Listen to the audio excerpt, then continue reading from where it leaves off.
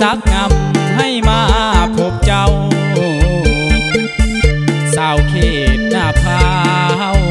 สาวสางเมืองใสบัวทองสาวถิ่นผู้ไทยผิวขาวสดใสเฮืองหอได้มาเห็นน้องเนื้อทองสักงามแท้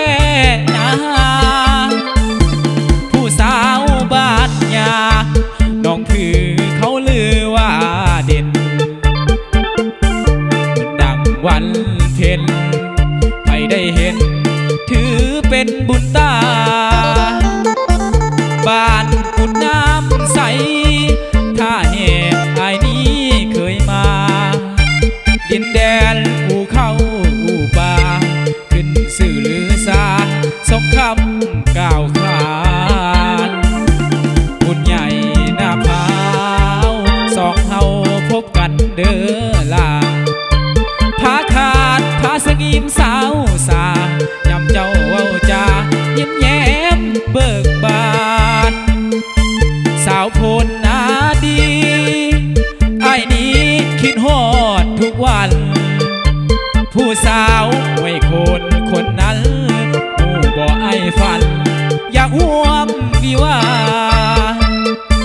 เมืองใสบัวทองยกให้น้องสาวเขตหน้าพาวสมบูรณ์ก็บ้องบ้านเรายกให้เจ้าสาวผาสวาสาวดงนาคำเว้านำอายแน่กันดาคืนวันฝันเห็นแต่นาฝันว่าได้มาเป็นเคยเขตหน้าพาว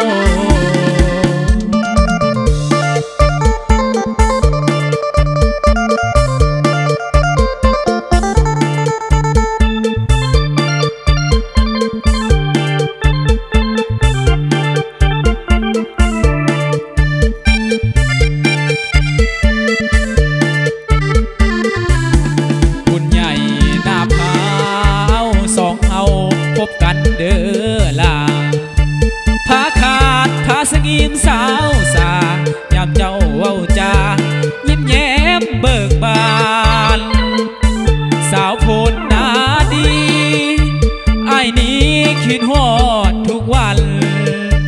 ผู้สาวไว้คนนั้นผู้บ่ไอ้ฝันอยากห่วมวิวาเมืองใสบัวทองยกให้น้องสาวเขต